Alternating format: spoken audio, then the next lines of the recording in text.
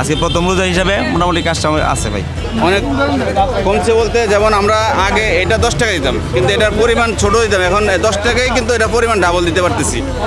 আর আপনার নিমক পড়া যেটা, ওটা আপনার 200 টাকা কেজি দিতেছি, এটা 250 টাকা কেজি ছিল, 50 টাকা কম।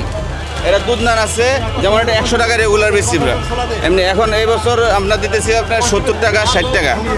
আর এমনি সাঁসলিক আছে, এটা আপনি 80 টাকা গত বছর, এবছর এটা দিচ্ছি আপনার 60 টাকা 20 টাকা।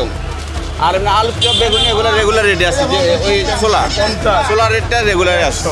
কোন জিনিসের দাম বাড়লো তাহলে? কোনো বাড়ছে কি? বাড়ছে আপনার যেমন চিনির দামটা বাড়ছে একটু, যার জন্য আমরা জিলাপির দামটা একটু বাড়তি রাখতে পারতে হইতেছে।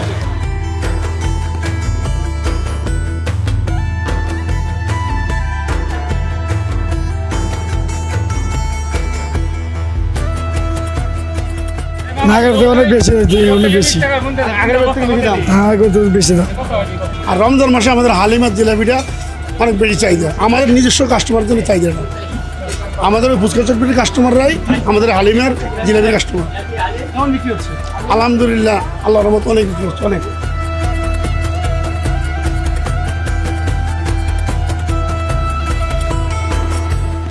প্রথম রমজান তো অনেক ভিড়ভাড়টা হচ্ছেই, লোকজন মোটামুটি এখনো রেডি না, সবাই আস্তে আস্তে রেডি হচ্ছে।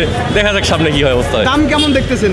দাম আগের মতোই মডারেট, কারণ আমাদের লেভেল তো এখন হাই বাড়ায় ফেলছে, সব জিনিসপত্রের দাম বেশি। তো এখন দেখা যাক, যদি কমাইতে পারে কমাইলো, এছাড়া